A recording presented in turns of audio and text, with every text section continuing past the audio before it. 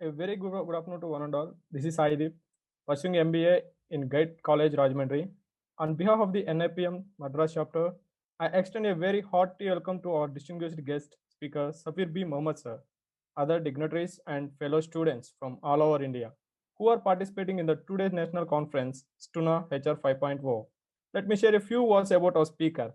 Mr. Safir is currently the Chief Human Resource Officer, ID Fresh Food Private Limited, and he is a seasoned HR leader with 19 years of rich experience working in South Asia and emerging markets.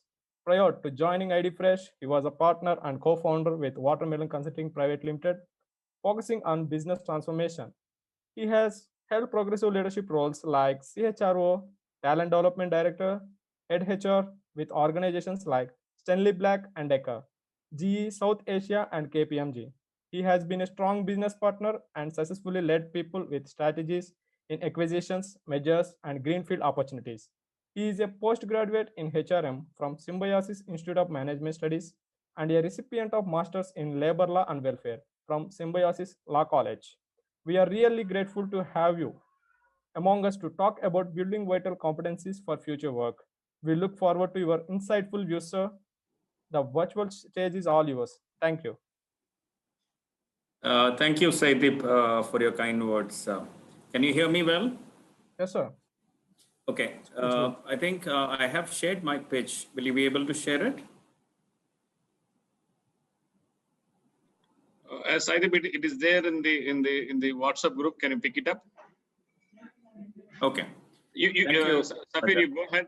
It will take a minute to share. No worries, no worries. I think while we do that, probably I'll just kickstart. So thank you so much, Mr. Raja and the NIPM team. Great opportunity to meet with so many young minds here. I'm sure it's a great opportunity to exchange dialogue and share some insights from the experience we all learned working in different places. I think it's a privilege for me to meet with so many of you today. And I understand today that we have kept around 40-45 minutes.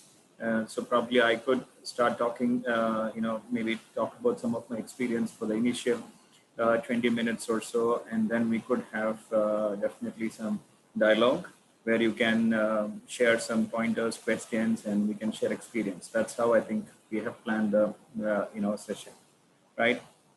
So I have a few slides, but more than slides, it's more about sharing with you some of my thoughts. What do you think is very critical, right? So today's topic is a very exciting topic, right? We are talking about what are some of the skills which we need for future and vital competencies for the HR organization. But before we get there, right, probably, what I would start with is the context where we are today, right? Because it's important to know the context and then probably, our journey, and then talk about, what are some of the things which we can expect, and also what competencies or what few things which we all as professionals need to, look forward for, right? So with that, probably is a pitch up or?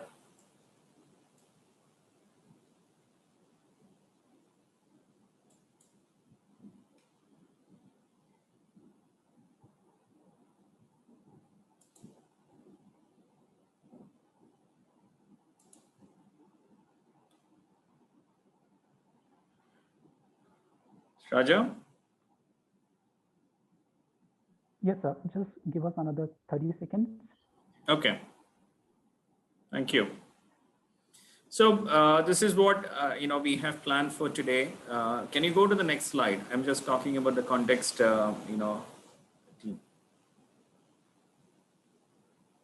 Yeah, it's a changing world, right? We all know that before even Corona coming, right, where we were, we were actually looking forward for a lot of change happening around us, right? And one of the important things which has come across is definitely the digitization, which has disrupted the world. Because if you look at the artificial intelligence, I'm sure we are hearing about artificial intelligence in many areas. And even to talking about how the industrial revolution, you call about industry 4.0, how industries are actually talking about a transformation. where you have intelligence in a machinery, what we have in a manufacturing facility. They start talking to each other, and how do we actually transform the manufacturing activities, right? So in one of my roles where I was working as a CHRO for Stanley Black & Decker. Stanley is an organization globally, around 175 years of history and heritage. This organization, it's actually the world's largest tools company, right? Talk about power tools, hand tools, the construction, wherever we use these tools.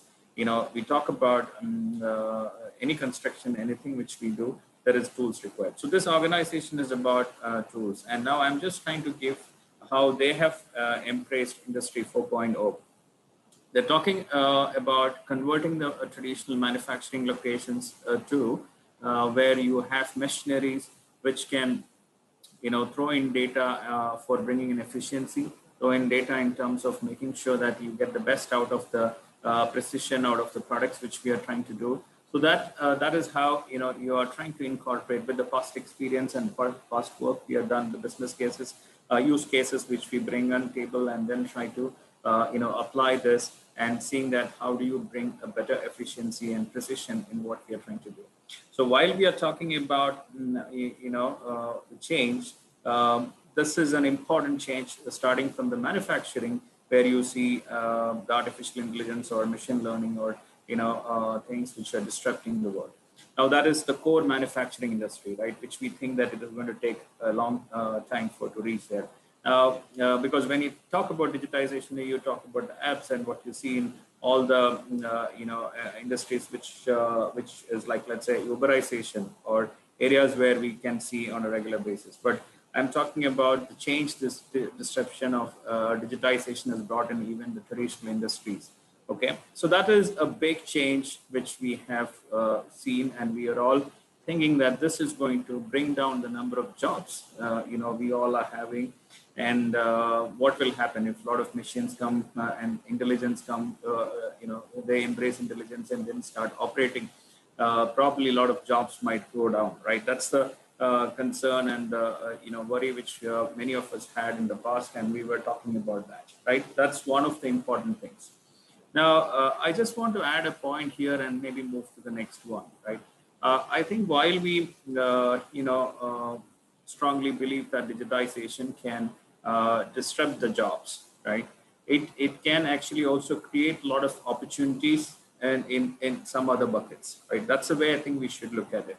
If you look at, let's say 20 years back when computer came, or, when digitization started, people were talking about saying, 20, 30 years back, let's say, a lot of, hue and cry about, whether we should embrace this or not, right?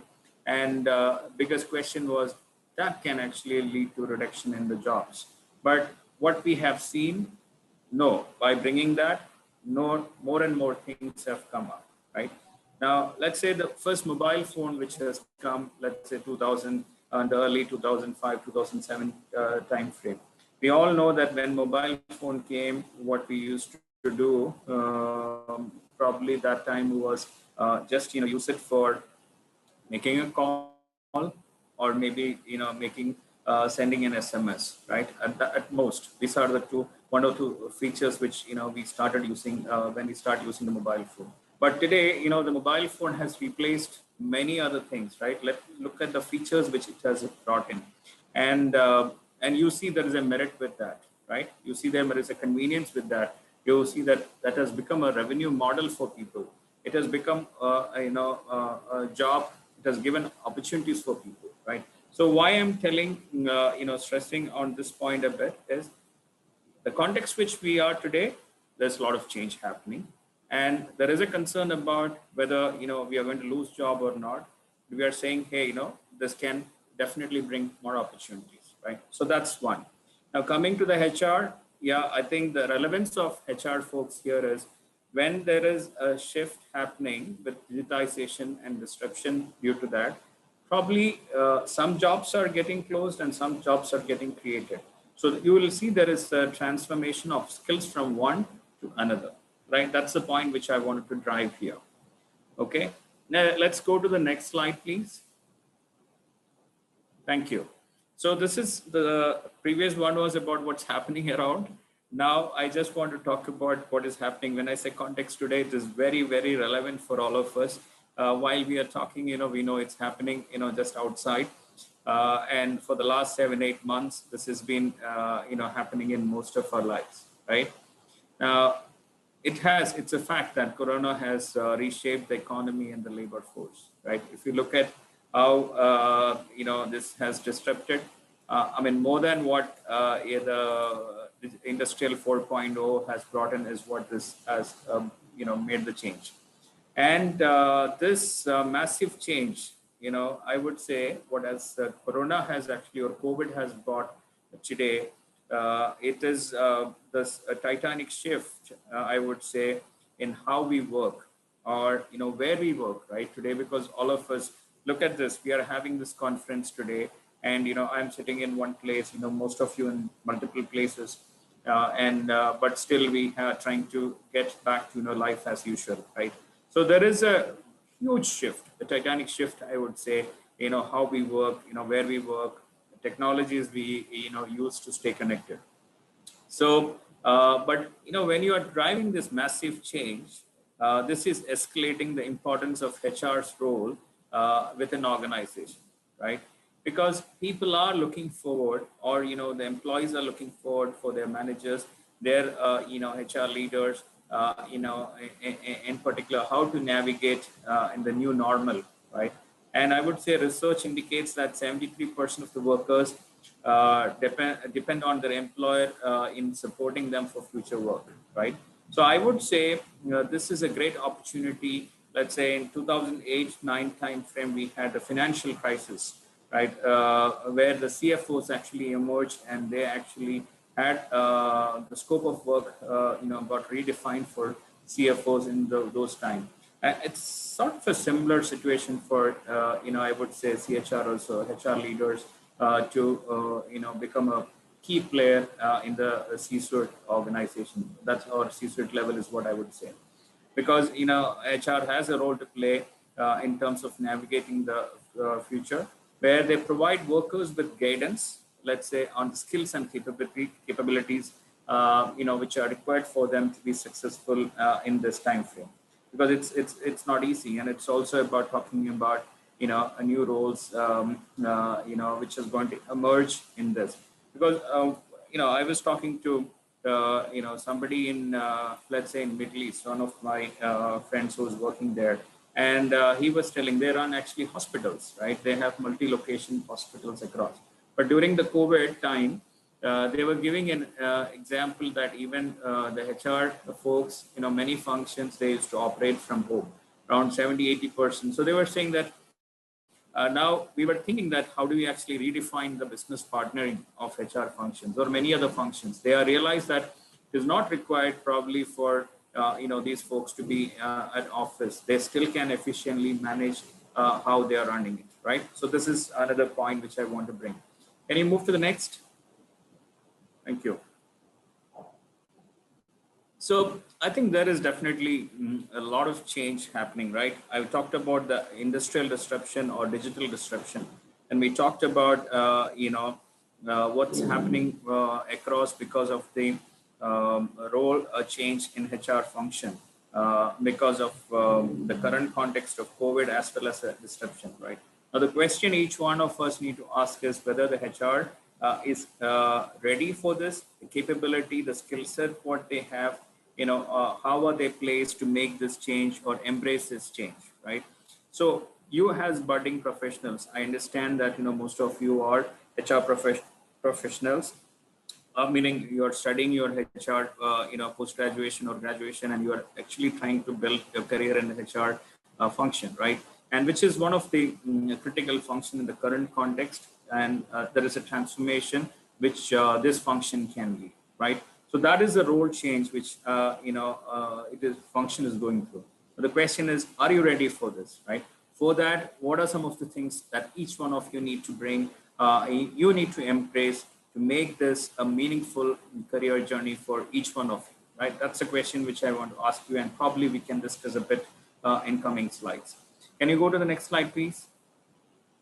So this is, again, it's a very busy slide. Guys, don't get worried about this. What is there? Don't worry that, okay, I can't see that. What is there in the other slide? It's not for that. I just want to give you a flavor of, this is an article which came in HPR, which talks about 21 HR jobs for the future. And I'm sure some of you have already seen this article, but I thought it's an important one while we discuss today. Now, what it is saying is, it's talking about the evolution of HR function over the next 10 years, right? And they have done more than, let's say, 100 plus CHROs, VP level, professionals of different diverse organizations, and trying to see what are some of the jobs which could eventually come. And then they have floated it saying that, probably between 2020 to 2030, how this could come. And the source of this is about Cognizant Center for the Future Work and Future Workplace, right? So that's the source from where we took it. Now, I have just, marked one or two positions from this probably for our discussion today. So if you look at one, the first circle which I have put there is a chatbot and a human facilitator, right?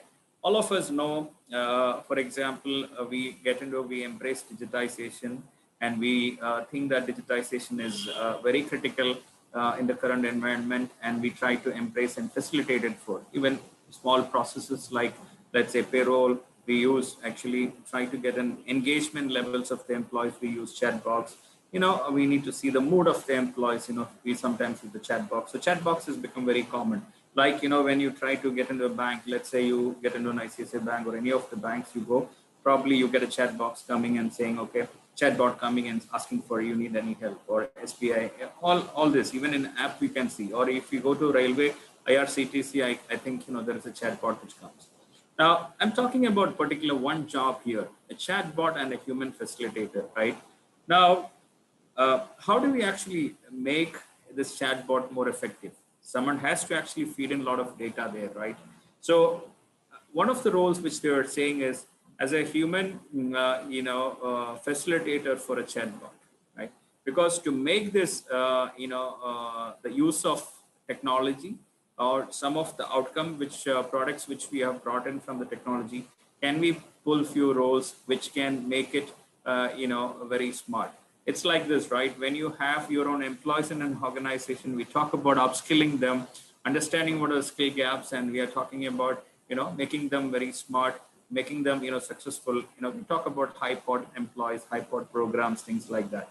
Now here, we are talking about a role where you have chatbots and, trying to make sure that human intelligence can, come in and actually doing a coaching to that, or being a facilitator to make sure that chatbot is more effective. So it's about the cognitive, thinking, cognitive skills, which we are trying to bring here. So that could be one of the potential jobs which we are talking about. Now, another job which I thought was interesting was about human bias officer. It's talking about a human bias, officer, which means, right, there could be a lot of data-driven decisions, right? Most of the decisions now, when you have digitization, you talk about HR analytics, you talk about, everything is data driven, based or database discussions. When you have a data coming in, sometimes you miss the human element in it, or sometimes data can't be the complete representation, right?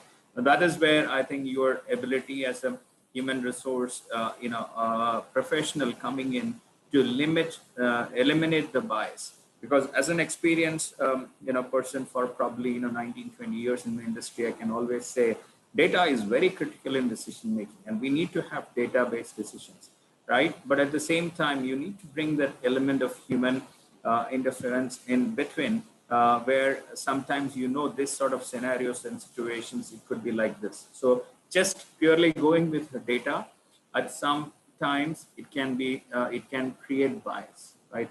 So while we are talking about some of the, amazing jobs in future, let's say next 10 years, we are also saying that you need some, skills which today, let's say, human beings having in terms of cognitive skills, your ability to, take decisions purely on data might not be the right thing, right? So this is just a quick snapshot about some of the jobs for the future, right? Now, with that, I would, probably talk about some of the emerging themes which we have, going forward. Can you please go to the next slide?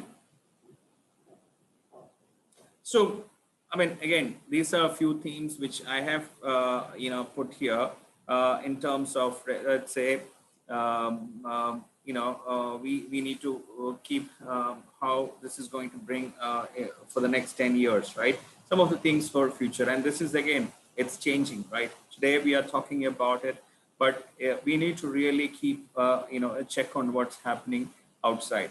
But probably looking at current environment, I thought of, summarizing few of these points today. And I'm sure that we'll go one by one quickly so that, you get a sense of what I meant here, right? Resilience is a very important, skill or competencies, which I would say as any professional we need to have. Today, when COVID came, or, a couple of days before, we talked about cyclone coming, right? So our resilience, ability to actually, when you have especially uncertainties coming through, your ability to sail through that is very important. Now, talking about an individual and organizational resilience here, right? Today, with COVID, let's say we all are working in remote, right? 85% is how you're working from remote locations, right? So there is always a lot of, stress built in many areas which you're working, right? And this has actually put altogether a different, I would say, emphasis in terms of work-life balance about, health and wellness of the employees, right? When you talk about the health and wellness, it is not about just, the physical health which we are talking about. It's about the emotional, or mental or spiritual health of our workforce, right? So, I mean, already if you look at some of the Gallup data which we talked, it says the survey which talks about a lot of our employees, a big percentage of the employee workforce, at least 2/3 of the workforce is burnout on the job, right? So that is, area which I would say, the organization and individual resilience, and it is talking about the, stress management. It's about the health, wellness, the mental wellness of the employees.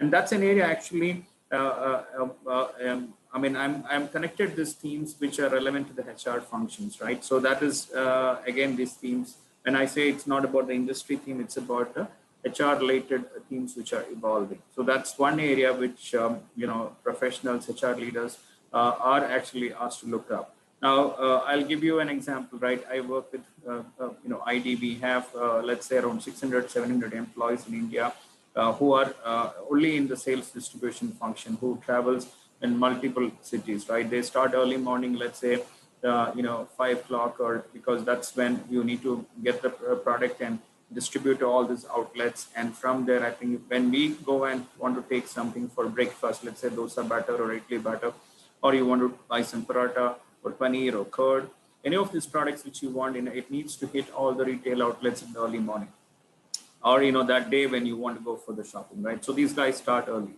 Now, it is very critical for me now today, when we talked about the second wave of COVID coming, to give heads up to our own employees, making sure they are safe, their family is safe, families, okay with these guys moving around, because they have to move around. There is no way that, they can be at home and work remote, right?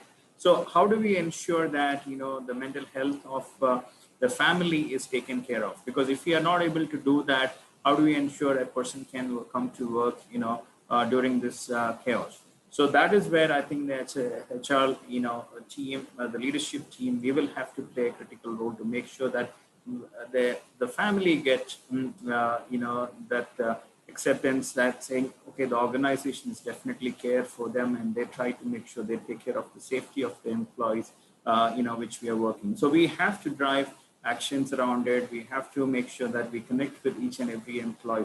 In ID, one of the initiatives which we have picked up is called, again, the care and the connect, which we brought in. We start making sure that, the HR team members reach out to each and every employee in the organization, give a call to them, making sure they are fine, their family is fine, that sort of a connect which we built. right? So that's one important thing. Second, moving on, I would quickly talk about the organization trust and safety, right? And today, when I did mention about the data-driven organization, right?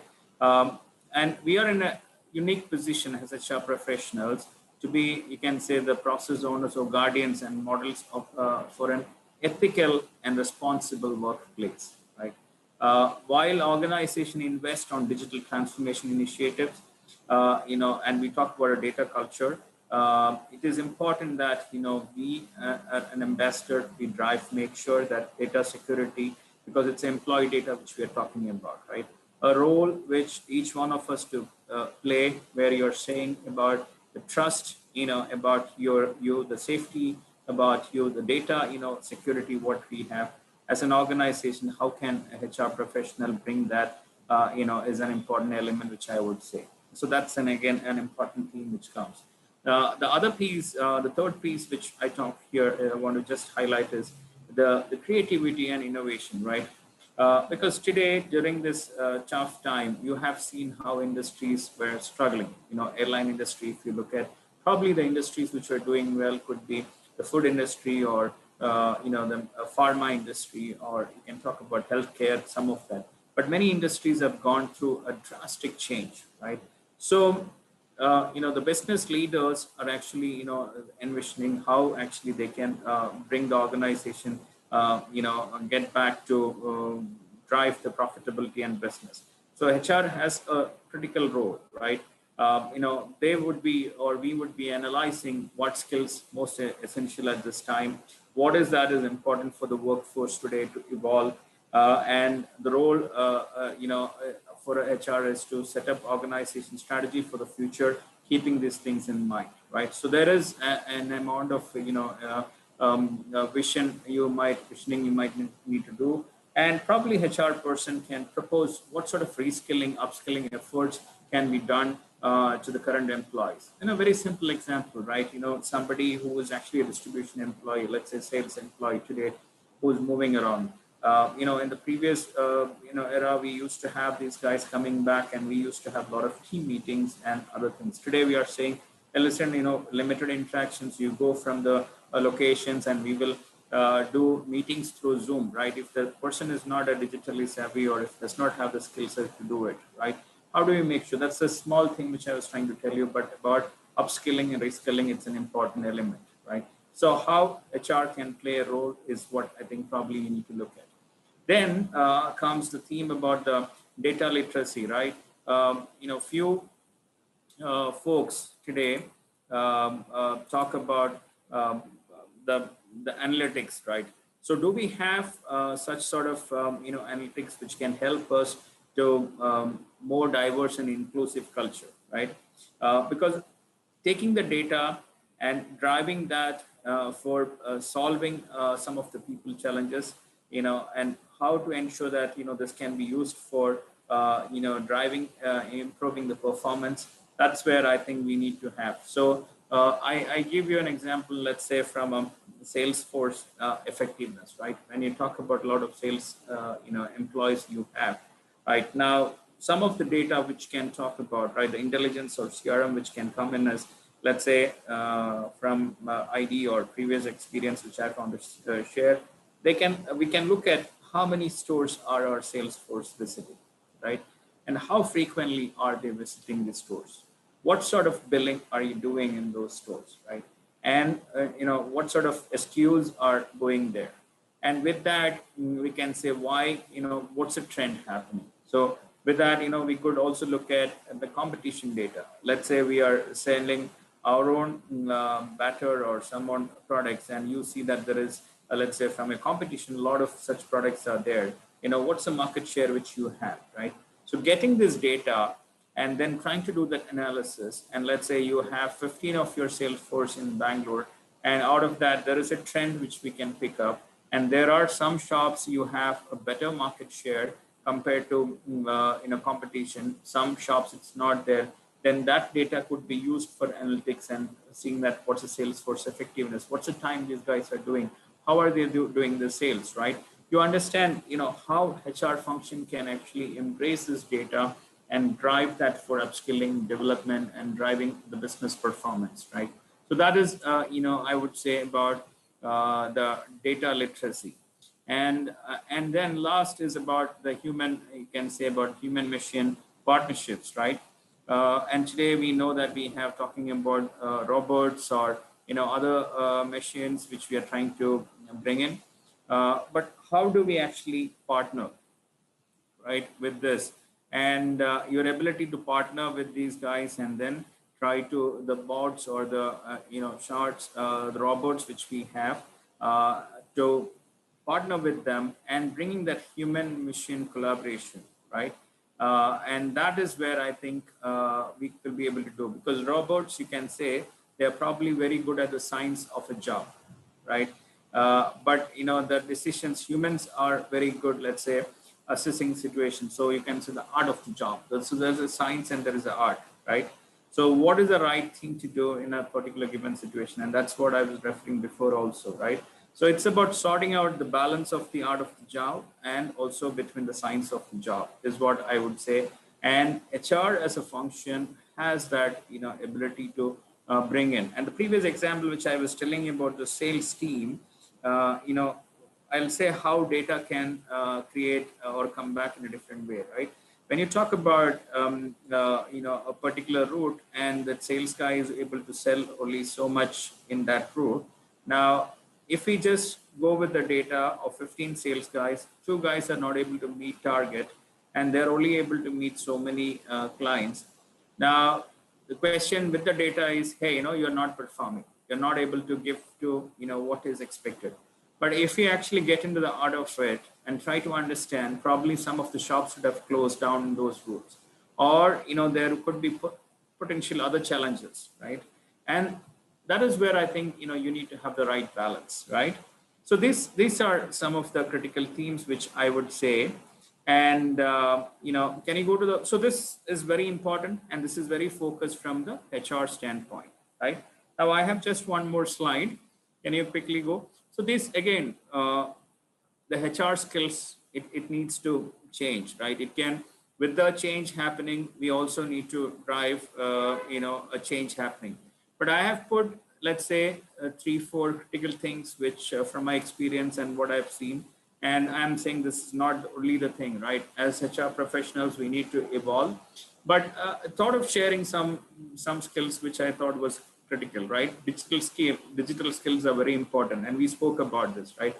Our ability to embrace technology, data, very important, right? So you need to assess as professionals, or you're getting to a professional career. This is the best time of your life, where you could actually use your time to learn a lot of things, and you should be doing that, throughout. But I'm saying, try and learn, wherever you think that you can actually sharpen your technology, data analytical skills, do that. Second, I would say is about the cognitive ability. So the ability to reason, plan, it's reasoning is very important, right? And we all know our brain is actually used to think it's like computers, like supercomputers. Our brain also has the ability to process the data pretty quick, right? And our behaviors or past experience actually has been in our brain, and we always try to actually go with that, because so many things going to a brain, sometimes the brain will not do the complete processing. They take, brain also is smart, right? Try and take the previous experience, some of the data, and try to throw it out, saying, okay, if this is the pattern, probably this is the decision you should go in. But our ability to really, do a check on that, reduce the unconscious bias which can happen from there, and making sure that, ability to plan and comprehend complex ideas, learn quickly, and learn from experience, right? Those are some of the cognitive ability skills which, as HR professionals, we should bring in.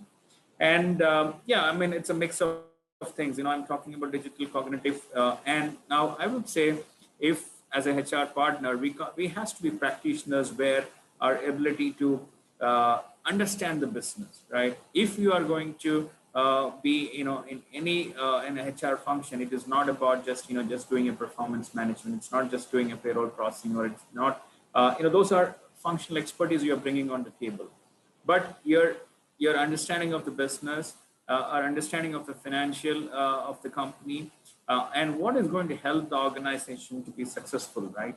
That is what I think we need to learn, because what it takes to create a winning company culture, right? And just driving from the culture of the policies of the organization, when you drive, it is key for us to have an end-to-end, let's say, a sort of a growth mindset you bring in here, and then you start having a thought or analysis from, not from your big picture, right? And getting that big picture. So that's about the business and financial acumen which you need to drive in.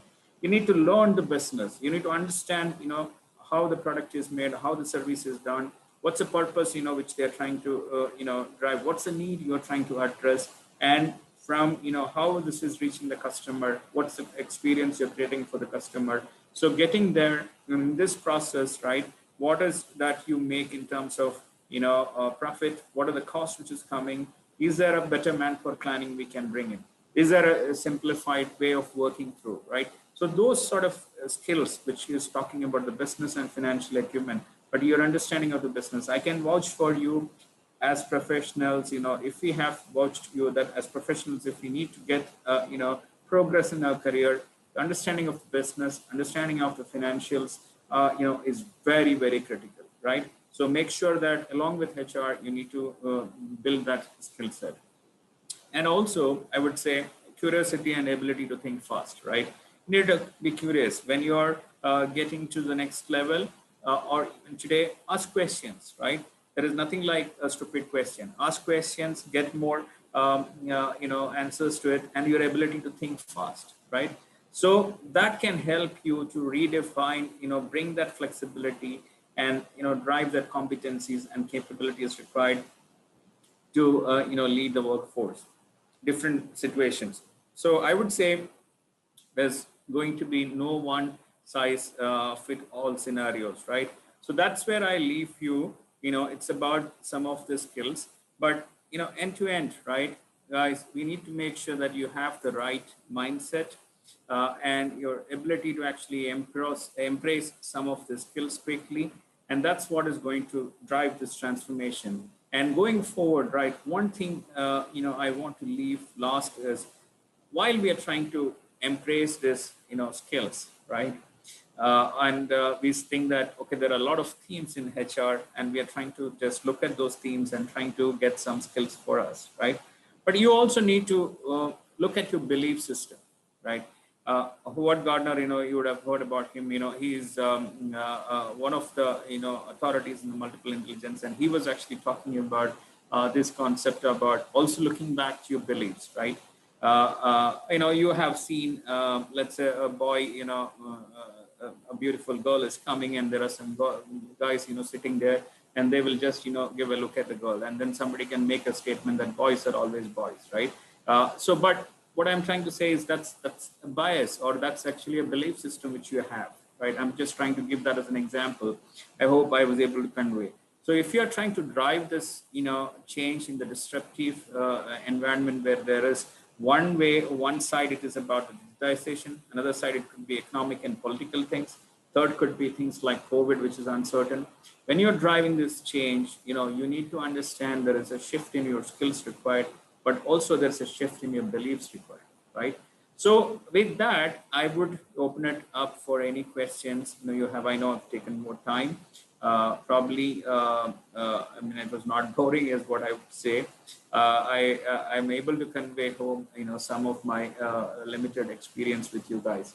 But I want to end this wishing you, with all the very best for all of you. I understand a lot of you guys are young professionals. So thanks for this opportunity.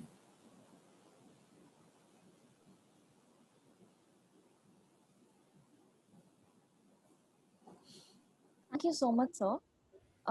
So students, note to you all, the chat box is open for further questions. Before we indulge into the chat, the question and answers, thank you so much, sir, for sharing your insightful thoughts on relevant topics like pandemic and how it has restructured the entire human resource processes, and how data and technology plays a very important role, and how the future is going to be transformed, and how HR is going to be relevant as well. So thank you so much once again on behalf of our NIPM team as well, sir. We have a little bit of questions lined up. Can we indulge into the questions, sir? Sure, Neeraja. Thank you so much. Please go ahead. So the first question is from Arjun. What new competencies do you think would be important in the coming future? Yeah, I think I have covered some of it already. That's the competencies which we are talking. But I would specifically say that first thing is definitely your mindset, right? Your mindset to embrace this change. That's an important. I would say the growth mindset is something which you need to bring on table when you're driving this, right? Always I tell this a comparison about let's say a well and a river, right? A river is something which goes many places and try to be flexible. So trying to bring that sort of a mindset, very important. And, it needs to have your build resilience, build cognitive thinking, build, your digital skills, and then, definitely the business and, acumen, which you can bring on table. These are a few things I definitely would say as few competencies to, and, your ability to think fast, right? So bringing that curiosity element to it. These are some of the competencies I would say bring in this changing environment. So the next question is from Sanjay. How food industry adapted to the COVID-19 pandemic situation? I think food industry has been, most of the organizations, like if you have, I don't know whether you have seen, the Polyg has made actually one of the best quarters for the company during this pandemic, right? They have been there for, I think, 60, 80 years or so. Not sure the number is correct, but they have made one of the good quarters or a business during the pandemic. And I also think that Pepsi, Coke, and even ID Fresh Food, I think we have done a reasonable good business. There are challenges in a couple of months, but there are situations where I think we could also excel, right? I probably feel that because of people were together at home and you are not able to go. So food industry, I would say e-commerce has actually picked up, and there are some industries which I remember one of the examples. This is again a company which was doing a delivery of let's say fish or chicken or meat and all. They said there is a no-touch delivery process, right? So when your people in during this time, such innovative thoughts coming in, that has helped the industry to cope up to the next level.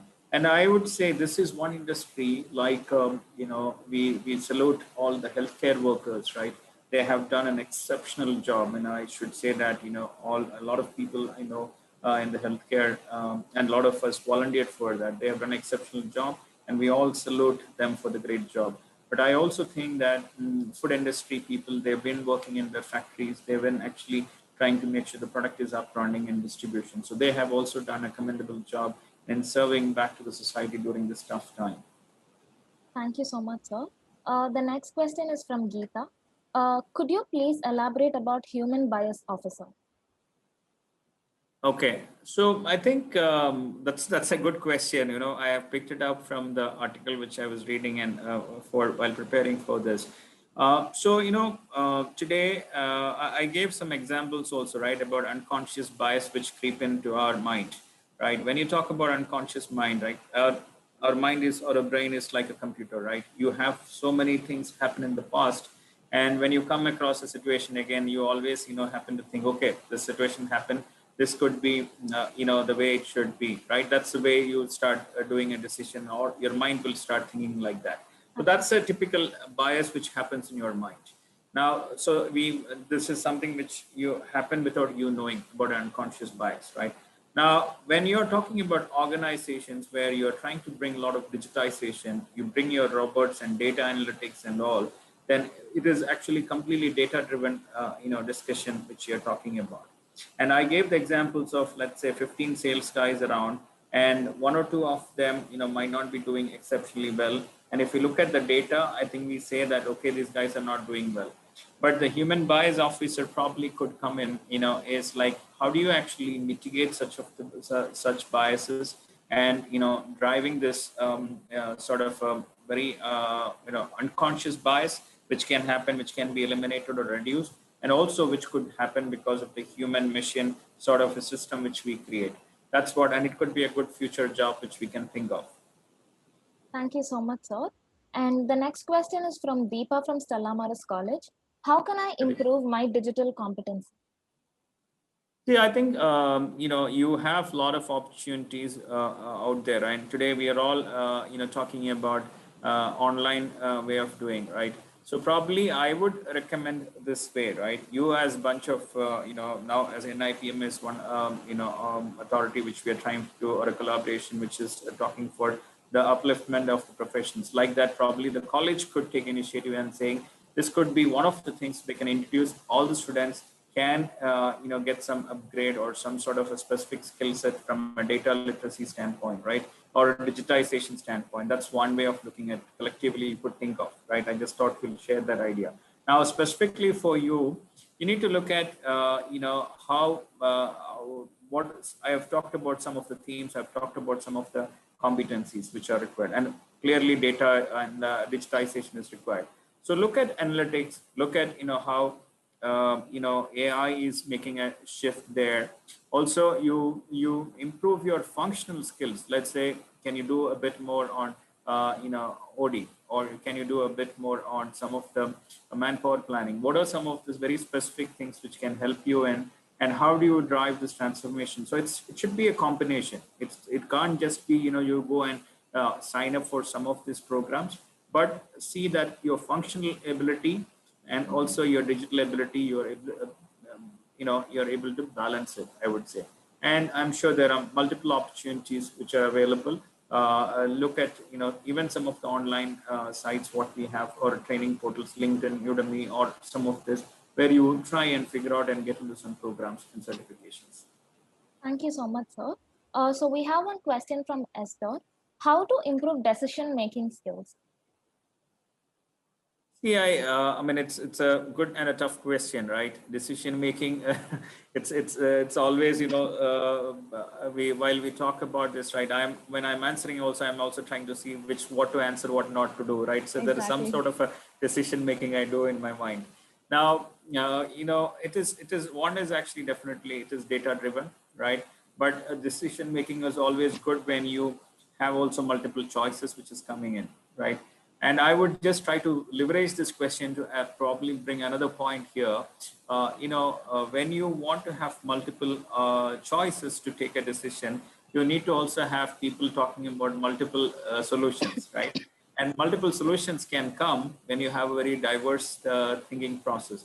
Let's say, 5 of you there in college, and all of us are friends, and all of us having similar thought process.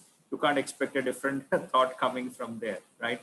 So, for decision making, some ability goes back to your past experience, some things about the choices which you bring in, and also, just getting more information about the choices. So getting the diverse view and then a well-informed decision, right? You always will not get that, opportunity to take well-informed and with options. But I would say, look at the choice, even if it's limited time, try to see what are the pros and cons of that, quickly in your mind, and then trying to get to the next level. So it has to be also based on some of your beliefs and values, right? I would say if somebody has to, let's talk about a decision, if the person's belief is like, let's say, integrity driven or driven to the values of the organization, then I think you could keep that as a base for your decision making. So it has in multiple factors, right? Diversity is a point which comes in. It is linked back to your values, which you can link in, or the organization values or beliefs. It could be multiple choices, and then looking at the context, right? So how quickly you can adapt to these things. You need to process information from different sources and then try to take it and give it back is what I think you should look at.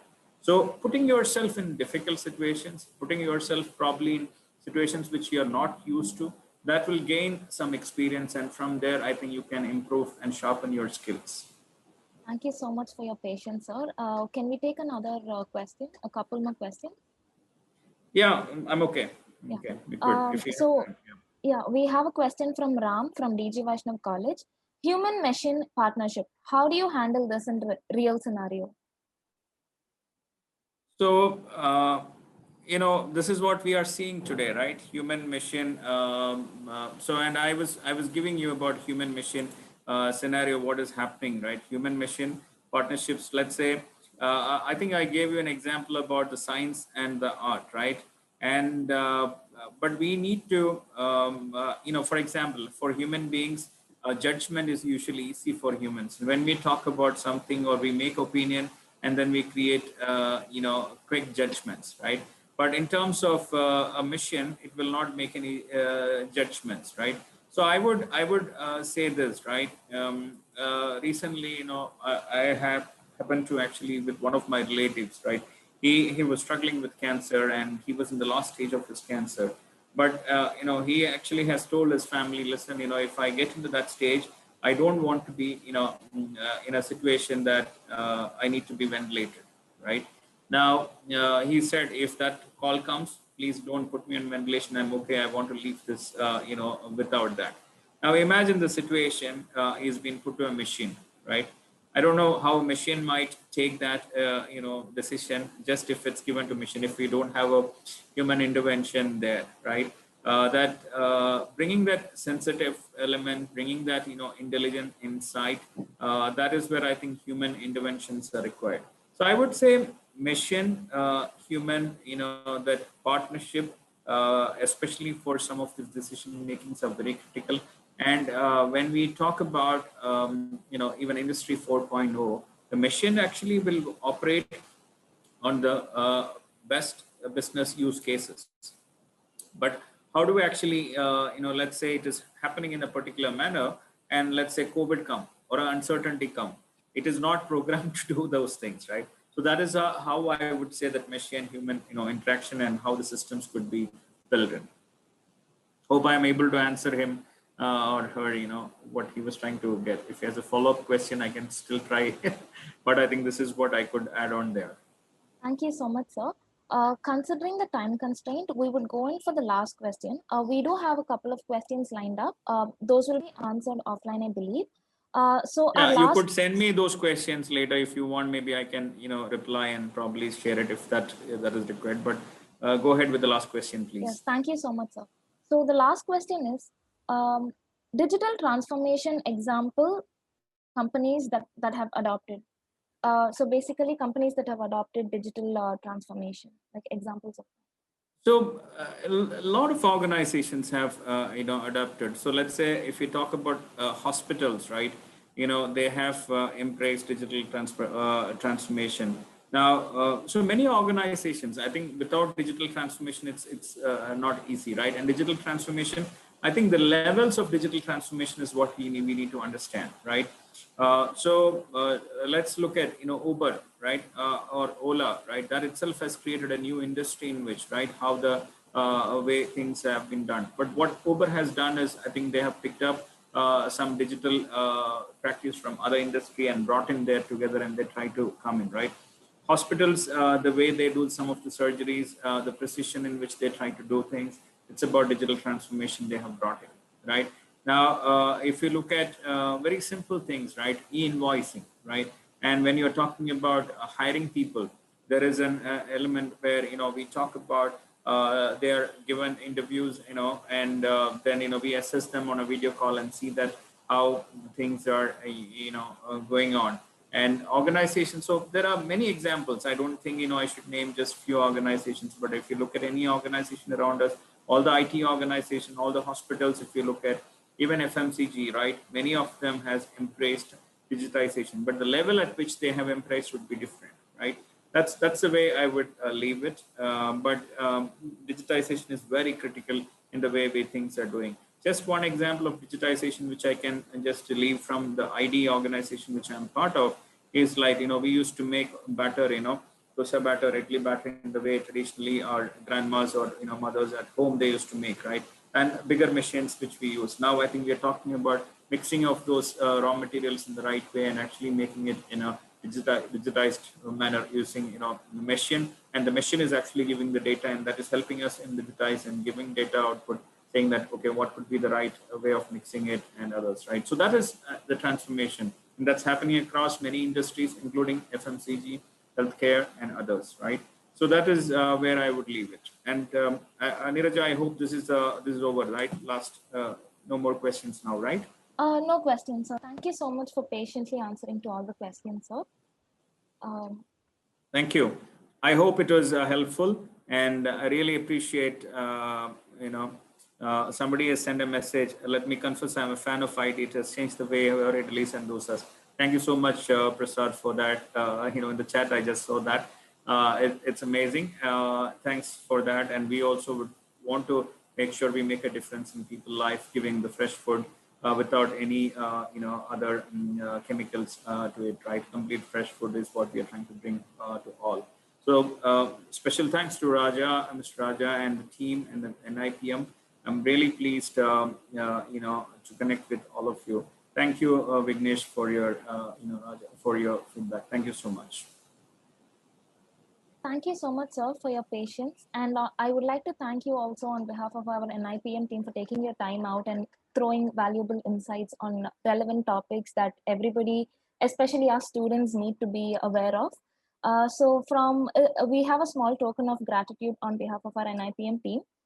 It's a thank you bouquet, and it will be displayed digitally. Thank you. Just amazing. Nice way of embracing digitization. And thanks for the guys, in the chat.